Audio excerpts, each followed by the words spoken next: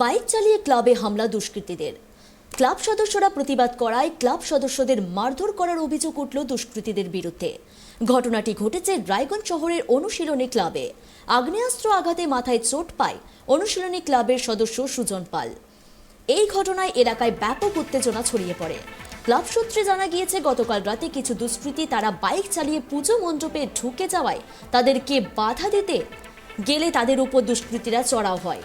পরে পরিস্থিতি স্বাভাবিক হয়ে যায় আর দুষ্কৃতীরা ক্লাব থেকে চলে যায়।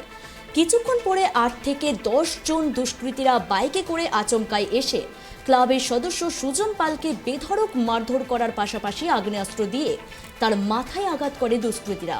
খবর পেয়ে ঘটনাস্থলে ছুটে যায় রায়গঞ্জ থানার পুলিশ। এই ঘটনায় রায়গঞ্জ থানায় একটি অভিযোগ দায়ের করা হয়েছে। ঘটনা তদন্ত ইতিমধ্যে শুরু করে দিয়েছে পুলিশ।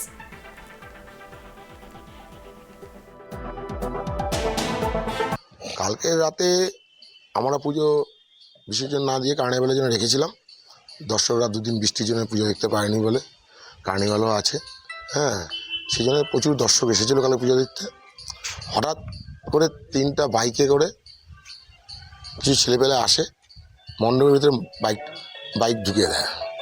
তো আমাদের পুজো কমিটির সদস্য যারা আছে তারা তাদের বাইকটাকে বের করতে বলে।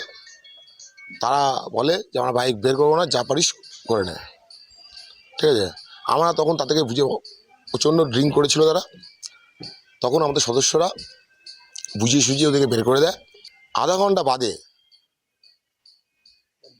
মদ্যপ অবস্থায় সবাই ছিল, 8-10 জন দুষ্কৃতী এসে প্যান্ডেলের তাণ্ডব নৃত্য চালিয়ে আমাদেরকে,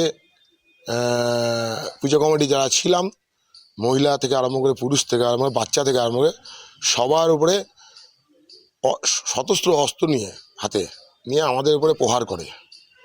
তার মধ্যে আমার এই যে রিভলভারের বাট দিয়ে এখানে মেরেছে দেখতে পাচ্ছেন।